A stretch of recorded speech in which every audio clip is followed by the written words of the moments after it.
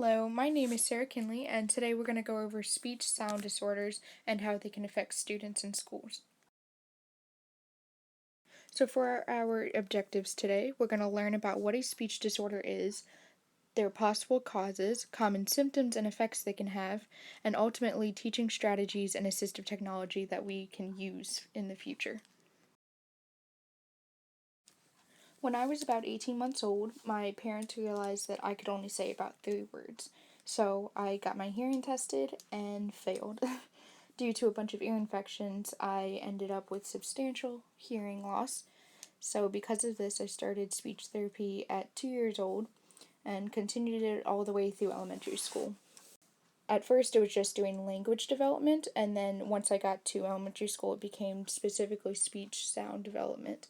So the letter R and L were particularly difficult for me, and still are sometimes today. But due to speech therapy, I ended up gaining more practice and learned how to say it correctly. The link here is actually an example of a speech therapy session. You could watch it if you're more interested in seeing how those actually go. A speech sound disorder does not refer to having difficulty understanding language itself. Rather, it's having difficulty expressing language in terms of speech sounds and developing them at the appropriate age. It usually presents itself in one of two ways: an articulation disorder, which is just abnormal production of speech sounds, such as substituting a sound for another or leaving sounds out, or it could be a fluency disorder, which are behaviors that interrupt or prevent the flow of speech. This is like stuttering or repeating words over and over again. Many children with speech sound disorders also develop depression and anxiety just because they're uncomfortable talking to other students, and so they become very isolated. So boys tend to have a speech sound disorder more frequently than girls. As you can see, that ratio is 1.5 to 1. Likewise, African American children have speech sound disorders more frequently than Caucasian children, but this is mostly due to differences in dialects. In 2016, 8% of children were found to have a speech disorder. This means that there is a very high chance in having a student with a speech disorder, which is why it's so important that we know this information. There are many possible causes as to why a student could have a speech sound disorder.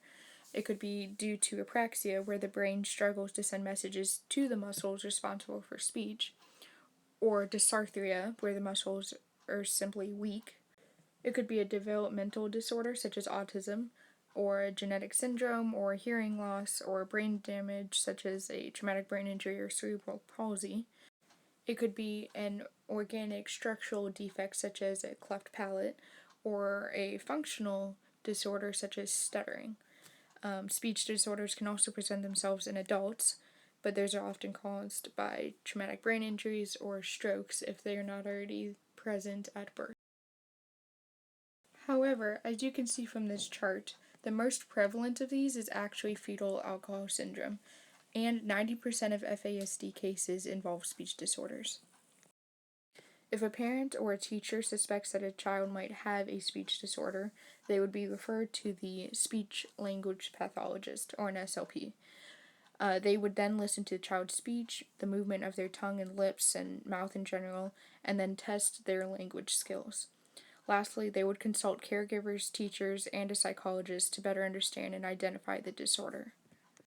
If a speech disorder is identified, speech therapy is then often used to learn the correct way to make sounds, learn to identify when incorrect sounds are made, and then practice sounds in different words and then longer sentences.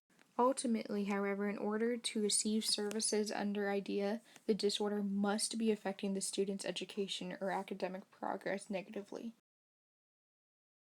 Luckily, if a student is eligible under IDEA and needs related services, there's a lot of assistive technology today that can help them, such as a word processing device where they just type whatever they need rather than talking, or an eye tracking device where they use their eye movements to communicate what they need through another device.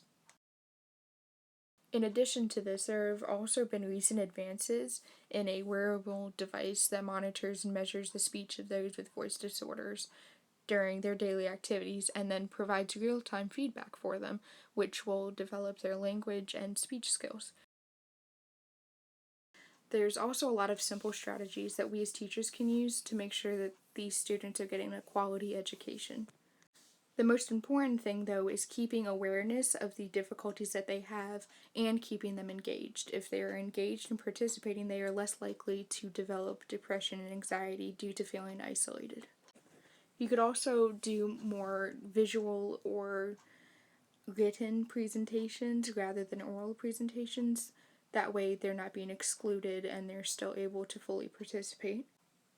It's important that you also model words, that way they can see and hear how it's supposed to be said. When you talk to them, talk at a slow pace, but not so slow that it becomes unnatural. And most importantly, for every student, give them your full attention when they're talking to you. That way they know that they're being heard. Call or visit these sites for more information.